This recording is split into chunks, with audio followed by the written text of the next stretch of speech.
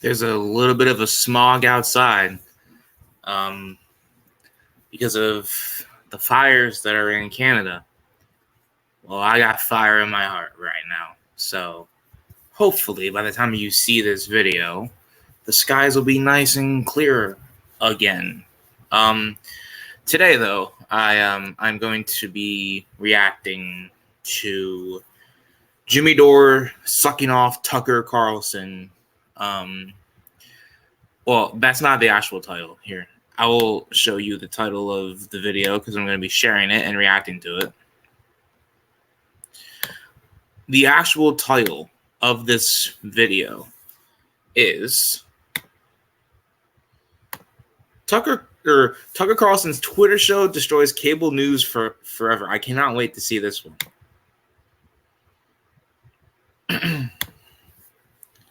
Carlson premiered his Twitter show. There's so many things to talk about it. There's so many things. The first thing is, before I went to air, he had 87.8 million views of his video. It's not fucking possible, bro. That's literally not possible. You can't have that many views before you go on air. That's not a thing, bro. It could have been like 87.8 million people that were waiting for it, but not views, not total views. Jimmy, that's not possible. I think in this instance, I advocate for people to start smoking weed. I think you need to stop smoking weed, my G, because that's not possible. You know how long? Wow. You know how long it would take Chris Hayes to get 87 million views? It would probably take him about 5 or 6 months. Anyway, he got it in one video with one show. 87 million. I'm sure it's at 88 million now. Fox News screwed themselves. And legacy media is over. I think people are getting their news, are going to be getting their news from places like this and places like this. Oh my God. Oh my God. There's no fucking way. There's no way that like this man is like this callous. Nah, bruh. News from the Jimmy Dore show, bro. The Jimmy Dore show? You're fucking with me, right? Bro, look at the merchandise, G. You're telling me that this is an official ass news site? Nah, bruh. Come on. Yo, that's some wild shit. Might check that out later. Hold on. Let's resume. Did you see this, Kurt? Almost 88 million views he got on this already. Oh, Chile, Jimmy. That he could have that much speech. He just is evil. That's what I think of Tucker Carlson. He must be. Why would he say this unless he's a madman? That's almost a third of the country, right? A third of the country's evil. No, so it's not that I'm many gonna people. I'm gonna play this for you, and we'll watch it together because it is stunning. This was the former #1 newsman in the world, and listen to how he just destroys the corporate news bullshit narrative. First about the Ukraine war, and then he goes on to just tell you about how they're lying to you, the news. And so let's watch it together because this is you want to see why Tucker Carlson crushed everybody. Here's why. Hey, it's Tucker Carlson. This morning, it looks like somebody blew up the Kakhovka Dam in southern Ukraine. The rushing wall of water wiped out entire villages, destroyed a critical hydropower plant, and as of tonight, puts the largest nuclear reactor in Europe in danger of melting down. So if this was intentional, it was not a military tactic, it was an act of terrorism. The question is, who did it? Well, let's see. The Kakhovka Dam was effectively Russian. It was built by the Russian government. It currently sits in Russian-controlled territory. Okay. The dam's reservoir supplies water to Crimea, which has been, for the last 240 years, home of the Russian Black Sea Fleet. Blowing up the dam may be bad for Ukraine, but it hurts Russia more. And for precisely that reason, the Ukrainian government has considered destroying it. In December, the Washington Post quoted a Ukrainian general saying his men had fired American-made rockets at the dam's floodgate as a test strike. So really, once the facts start coming in, it becomes much less of a mystery what might have happened to the dam. Any fair person would conclude that the Ukrainians probably blew it up. You are not. Where's the evidence for that, though? I'm not saying that, like, Tucker Carlson's wrong for saying that. I'm just saying, like, he's not showing receipts. Like you can't say things and then not show proof as to what you're saying. You can't just make shit up. You got to show it. But, of course, Jimmy's going right along with it because Jimmy wants Tucker's spot on Fox News. Gonna hear that. Well, that's why he's got all those views. Okay, just so you know, someone's telling you what is an obvious truth, an obvious logical conclusion that you can't get on corporate-owned TV. Here we go. Just as you would assume they blew up Nord Stream, the Russian natural gas pipeline, last fall. And in fact, the Ukrainians did do that, as we now know. It's not like Vladimir Putin is anxious to wage war on himself. Oh, but that's where you're wrong, Mr. and Mrs. Cable News consumer. Vladimir Putin is exactly that sort of man, the sort of man who'd shoot himself to death in order to annoy you. We know this from the American media, which wasted no time this morning in accusing the Russians of sabotaging their own infrastructure. Bill Kristol, the man who once told us that Saddam Hussein was responsible for 9/11, immediately denounced Putin as a war criminal and even more savagely compared him to Donald Trump. The rest of the pundit class made similar, clearly coordinated noises. Putin did it! Putin did it! And their reasoning was simple. Putin is evil, and evil people do evil things purely for the dark joy of being evil. In this specific case, Don't say the Putin quiet part out attacks loud, himself, Tucker. which is the most evil thing you can do, and therefore perfectly in character for a man that evil. That was their explanation.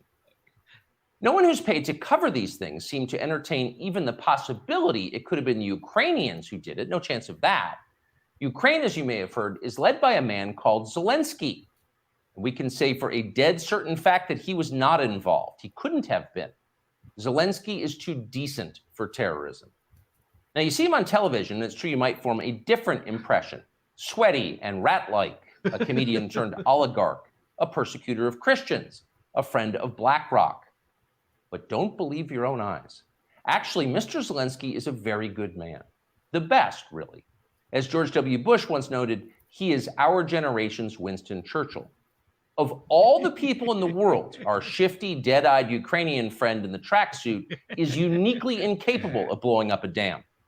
He's literally a living saint, a man in whom there is no sin. That's why Lindsey Graham is so attracted to him. They're just too... He's better off of Fox. You are never going to get this kind of truth talk about Zelensky, Lindsey Graham, Ukraine, the war. You're never. This is unbelievable. He sounds like I don't want to pat myself too hard on the back, but it sounds like he's doing a Jimmy Dore show. Yeah. That's not a good thing, Jimmy. Good people hanging out together and being good. And like all good people, when they meet in person, they spend a lot of time talking about killing people and laughing like friends do. Here's the pair last week. Free or die. Free or die. Now you are free, Yes. and we will be. And the Russians are dying. It's the best money we've ever spent. Thank you so much. Is it the best? The Russians are dying. It's the best money we've ever spent, Graham says. A smile spreads across his thin, quivering lips as he forms the words. He looks like a starving man contemplating a breakfast buffet. The aroma of death has aroused Lindsey Graham. Thanks so much, replies Zelensky. He feels the same way. See, there's nothing dark here. Just two middle-aged guys celebrating the killing of a population. They don't seem like the kind of people who'd enjoy flooding villages or starting a famine. And in any case, who cares if they are? Tucker. It's Tucker. You never once on your show brought up Yemen. Don't give me shit about people starving. You never once brought up Yemen. Ever. You never have once brought up Yemen. But because you got Russians paying you to talk nicely about them, all of a sudden you care about people starving. No, you don't. No, you don't. Cut that shit. Cut that shit out. It's really not your business. Your job is to support Ukraine. Watch Nikki Haley, a Republican candidate for president, explain this principle on CNN. A win for Ukraine is a win for all of us. And for them to sit there and say that this is a territorial dispute, that's just not the case. To say that we should stay neutral, it is in the best interest of America. It's in the best interest of our national security for Ukraine to win. We have to see this through. We have to finish it. See? It's very easy to understand. It is vitally important for you to support Ukraine because it's necessary for Ukraine to be supported by you. Your support is mandatory until it's finished, whatever it is, and whatever that means. So shut up and support Ukraine, or else you're in trouble. Back when they still taught logic, statements like this were known as tautologies. Something is true because it is. The more you repeat it, the truer it becomes. It's a self-reinforcing reality. There was a time when tautologies were considered illegitimate arguments, not to mention hilariously stupid. Only dumb people talk like that. Now everybody in power talks like that. Diversity is our strength. Trans women are women. Zelensky is Churchill. It's all self-evidently true. Doesn't need an explanation, and don't ask questions. Sound familiar? Of course it does. That's the pap they're serving us day after day in steaming, lumpy portions. By this point, it's possible that American citizens are the least informed people in the world. Your average yak herder in Tajikistan knows who blew up the Nord Stream pipeline. It's obvious. Does he think some skinny dude in a dress is actually a girl? Come on. That idea would never occur to him. You've got to be lied to at full volume over a period of years in order to reach conclusions like that. And of course, we have been. The media lie. They do. But mostly they just ignore the stories that matter. What's happened to the hundreds of billions of US dollars we've sent to Ukraine? No clue. Who organized those BLM riots 3 years ago? No one's gotten to the bottom of that. What exactly happened on 9/11? Well, it's still classified. Oh, no, it's not. No, it's not. No, No, it's not. Jimmy, your dumbass face. Hold on a second.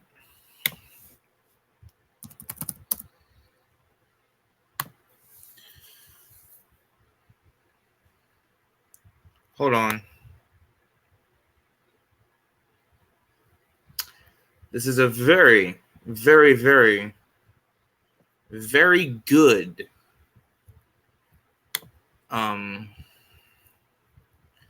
investigative study done by NPR. Hold on. Let me share this real fast. Share this tab. Is it sharing? All right. Biden declassifies secret FBI report detailing Saudi nationals' connections to 9/11. This is from 2021. The Biden administration has declassified a 16-page FBI report tying 9/11 hijackers to Saudi nationals living in the United States. The document, written in 2016, summarized an FBI investigation into those ties called Operation Encore. The partially redacted report shows a closer relationship than had been previously known between two Saudis in particular, including one with diplomatic status and some of the hijackers. Families of the 9/11 victims have long sought after the report, which painted a starkly different portrait than the one described by the 9/11 Commission report in 2004, which, by the way, Biden was part of, I think. While the commission was largely unable to tie the Saudi men to the hijackers, the FBI document describes multiple connections and phone calls. Years ago, the commission wrote that when it came to the Saudi diplomat Fahad al-Thumiri, we have not had evidence that Thumiri provided assistance to the two hijackers. A decade later, it appears FBI agents came to a different conclusion. The report says Thumiri tasked an associate to help the hijackers when they arrived in Los Angeles and told the associate the hijackers were two very significant people more than a year before the attacks. Now, are you telling me that a Saudi diplomat acted on their own. They had orders. They definitely had orders. So for Tucker to say that is not true. The report also casts new light on the meeting of a Saudi government employee with the hijackers in a restaurant. What was once portrayed as a chance meeting is now painted as a pre-planned, well-orchestrated event. The 2004 9/11 Commission had described the Saudi employee, Omar el-Bayoumi, as gregarious. And investigators wrote that they found him to be an unlikely candidate for clandestine involvement with Islamic extremists. The Encore report, however, says a witness to the meeting saw Bayoumi waiting by the window for the hijackers to arrive rather than running into them by chance and engaged in a lengthy conversation with them. The report says a woman told investigators Bayoumi was often saying that the Islamic community needs to take action and that the community was at jihad. In an interview, victims' families said they found other items in the report revealing. For example, Thumieri and Bayoumi were each just a degree or two of separation away from others on a phone tree of known international terrorists. Bayoumi was in almost daily contact with a man with ties to the mastermind of the 1993 World Trade Center attack and spent a night in a hotel with another man candidate to one of Osama bin Laden's senior lieutenants. Thumieri's phone, meanwhile, was linked to people associated with the Millennium Plot bomber who was convicted in a plot to bomb Los Angeles International Airport on New Year's Eve 1999. Bayoumi and Thumieri told 9/11 investigators they had nothing to do with the attacks. While the report does not draw any direct links between hijackers and the Saudi Arabian government as a whole, Jim Creelander, who represents many of the families suing Saudi Arabia, said the reports validates the argument they have made in this case. This document, together with public evidence gathered to date, provides a blueprint for how Al-Qaeda operated inside the U.S. with the active, knowing support of the Saudi government. And do you want to know the even wilder part?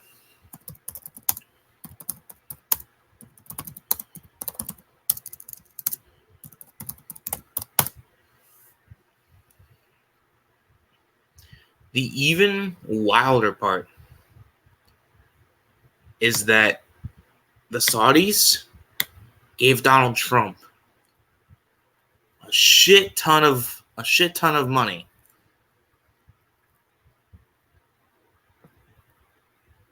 Even if you support him, how can you defend this?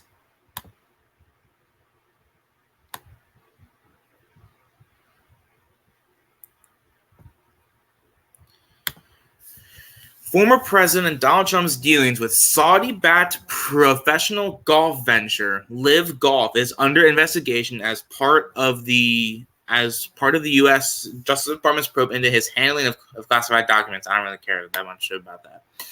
The connection between Trump's relationship with Live Golf and the broader classified documents investigation being undertaken by federal prosecutors is not fully known. What is known is that the Live Golf venture is 93% owed by the Saudi Arabia Public Investment Fund, the same sovereign wealth fund led by Crown Prince Mohammed bin Salman that invested $2 million in a firm controlled by Trump's son-in-law, Jared Kushner. Would you look at that? Would you look at that? Wow, wow, wow, wow, wow.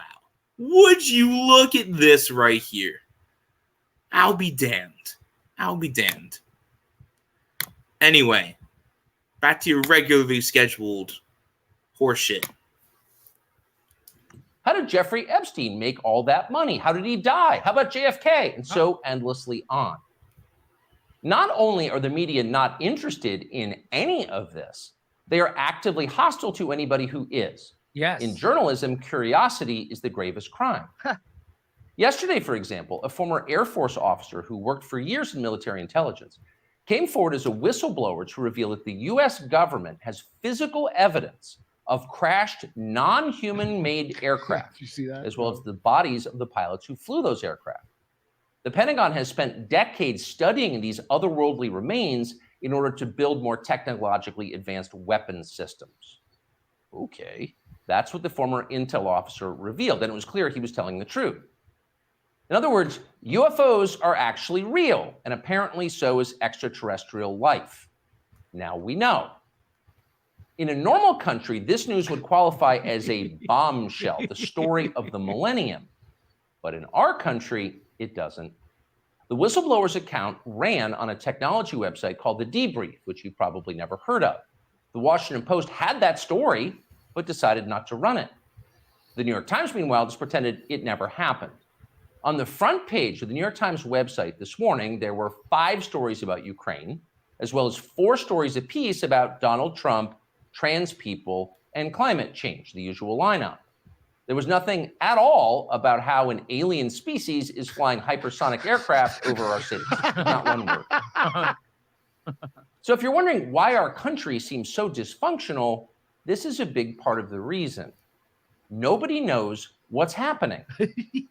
A small group of people control access to all relevant information, and the rest of us don't know. We're allowed to yap all we want about racism, but go ahead and talk about something that really matters and see what happens. If you keep it up. Yeah, but I mean, Tucker, when was the last time you brought up, I don't know, healthcare for veterans? Something that your preferred candidate of choice is for taking away from them. When was the last time you talked about, I don't know, universal child care, or getting out of Iraq, or, you know, getting out of Somalia, or getting out of Syria, or, you know, climate change fucking matters? When were you ever going to talk about any of that shit? Or no? You see, what matters to you is the social stuff, because you know, Tucker, that when it comes to the economic side of things, you agree with everybody you claim to hate, my G. And you and me both know that. They'll make you be quiet. Trust us. That's how they maintain control. When Western tourists first started traveling in large numbers to the Soviet Union in the early 1970s, they found that many Russians had a completely warped understanding of the United States.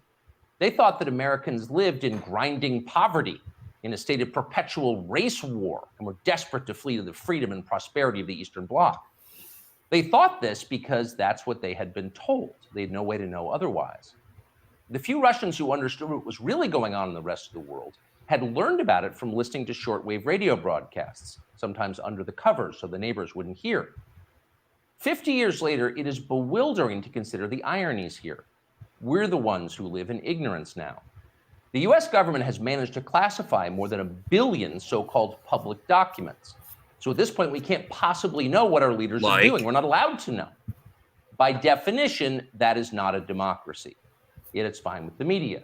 Secrecy is a powerful tool of control. Stop asking how we got so rich. Here's another story about racism. Go eat each other. That's the program. That's how most of us now live here in the United States. Manipulated by lies, silenced by taboos. It is unhealthy and it's dehumanizing, and we're tired of it. As of today, we've come to Twitter, which we hope will be the shortwave radio under the blankets. We're told there are no gatekeepers here. If that turns out to be false, we'll leave. But in the meantime, we are grateful to be here. We'll be back with much more very soon. So that was mind-blowing, because I always thought that it would be someone like Jon Stewart giving that speech, or Stephen Colbert, or Bill Maher, or Keith Olbermann. Jon Stewart's I always thought it would be someone like that to give that speech, but it's not. They're the people he's lampooning. They're the people he's exposing as frauds, because they are. Jon Stewart's not a fraud. Tucker Carlson is giving the speech I always thought Jon Stewart would give. And reality is stranger than fiction. Is Jon Stewart a fraud because he came out against Donald Trump, but also doesn't support Biden? Jon Stewart? Hold on a second.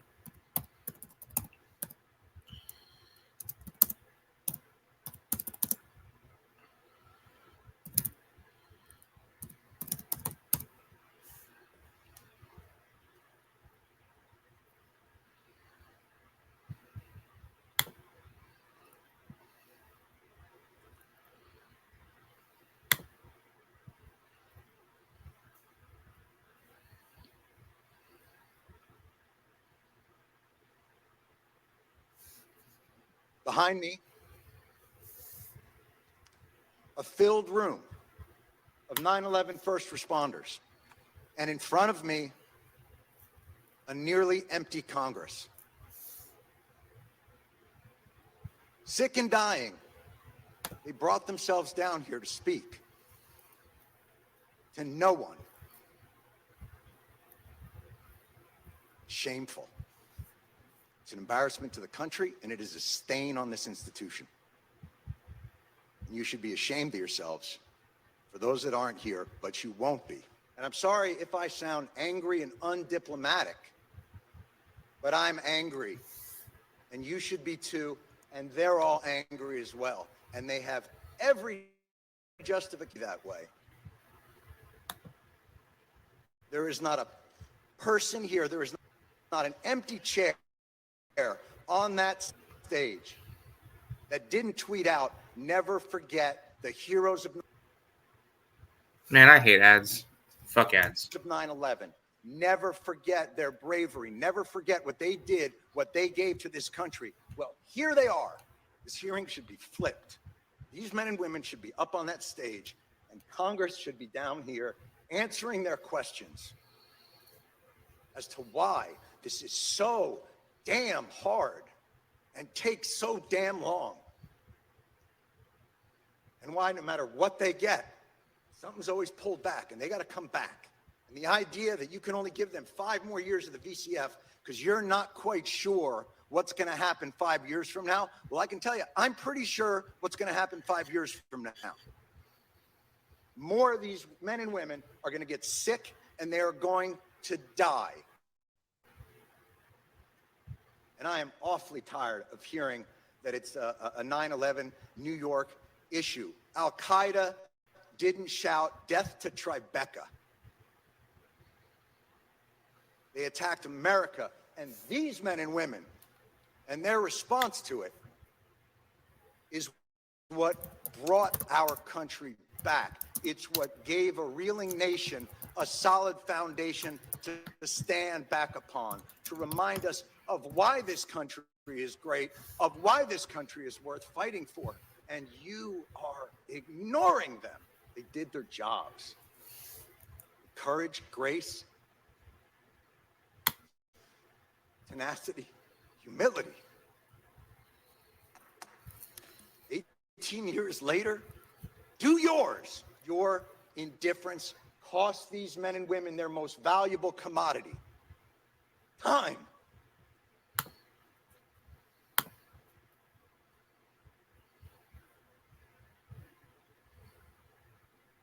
It's the one thing they're running out of. Hey, NBC News viewers, thanks for checking out our YouTube channel. Subscribe by clicking on that button down here and click on any of the videos over here.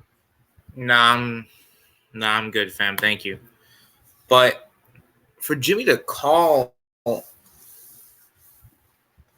Jon Stewart a fraud after that is wild to me. Because Jon Stewart might run in the Democratic primary. That's the entire. If he's running in the primary, he doesn't like Joe Biden. I'm sorry, Jimmy, that Jon Stewart is actually principled and doesn't take money from the RNC like you do. But he's actually a principled person. But you see, Jimmy doesn't like principled people. He likes people that are bought and paid for, but act like they're not bought and paid for. And Tucker Carlson turns out to be the #1 truth teller in America. And so suck on that. That's really happening. And, I spent 10 years making fun of him and people of his political persuasion.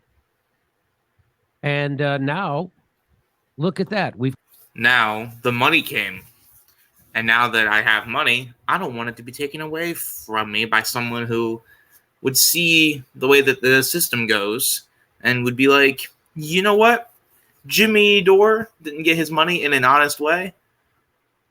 Let's stop that. So that's what you should say, Jimmy. That's what you should say, because truthfully, your audience is a bunch of brain dead, foaming at the mouth sheep. So they would support you either way. So just say that. Just flat out be honest. Just say it. We've come to the same conclusion that there's an oligarchy that controls you through censorship and the control of the flow of information.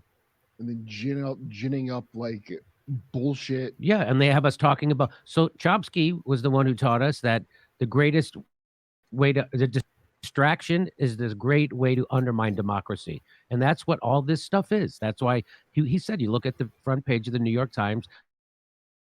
There's the Trump story, 4 Ukraine stories, the Trump story, the trans story, And the intel guy saying there's aliens that we have. There's little. That story should be like, let's say it's not the guy's credentials check out. So just based on that, you would think that would be in every goddamn media outlet. No, nothing.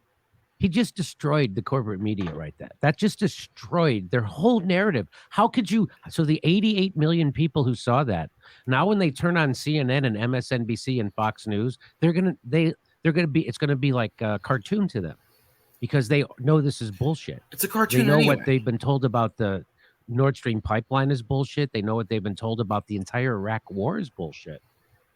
And they know that they're being distracted with the Iraq war.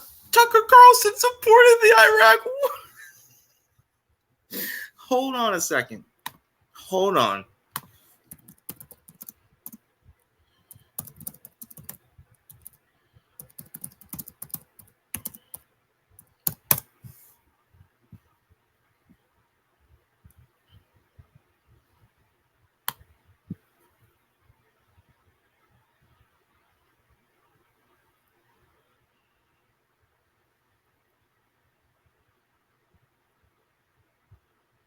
Hold on.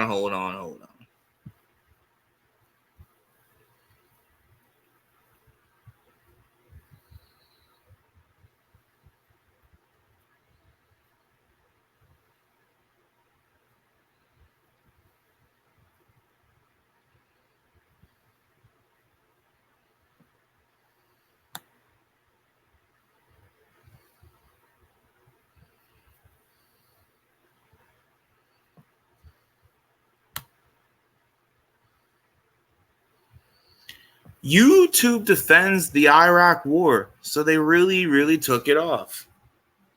See, the best type of evidence is to have like videos.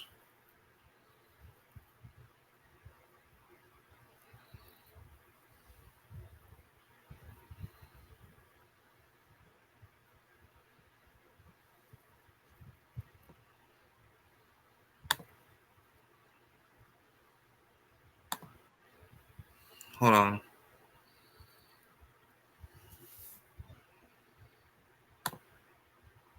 Sorry, guys. It's taking a little bit of time here.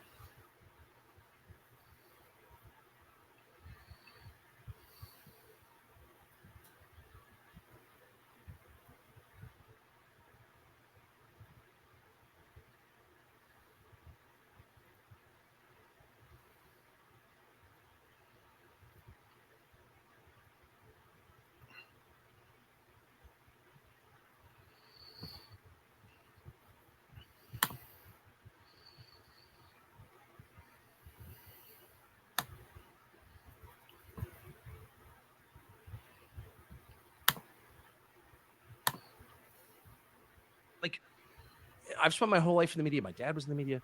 Like, that is a big part of the revelation that's changed my life, is the media are part of the control apparatus. Like, there's no, yeah, I know, because you're younger and smarter, and you're like, yeah.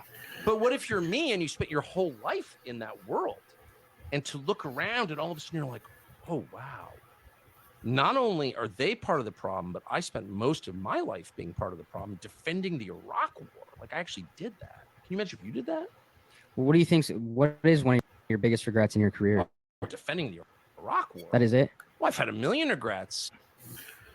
I mean, God, bro. Like, how...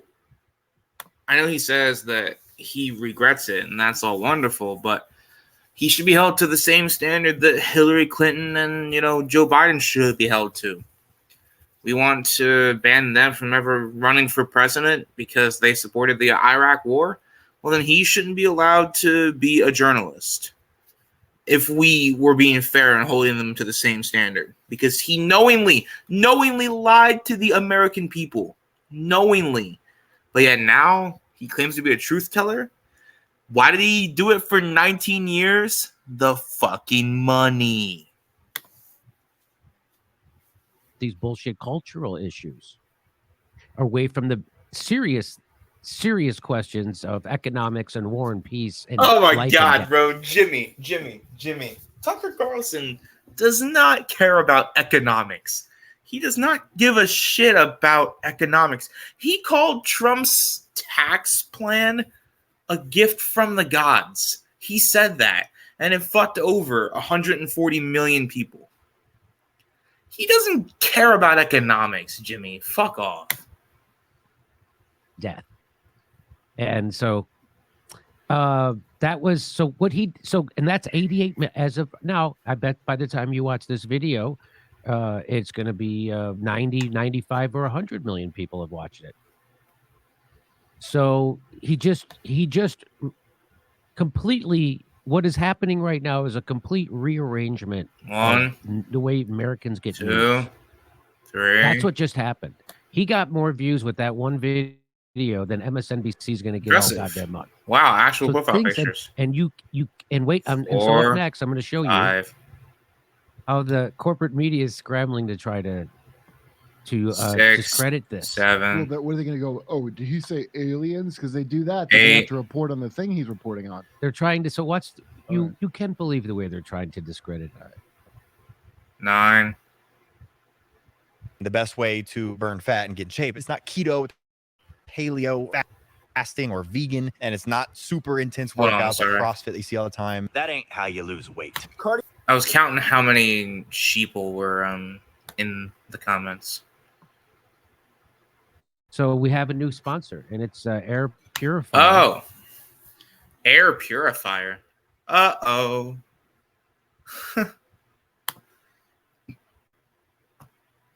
Sorry, that was a little bit of a long video. But I think that that's an important thing for me to discuss upon. It matters. It truly matters. But yeah, I mean, thank you guys for watching. And time for me to do a tier list. Peace.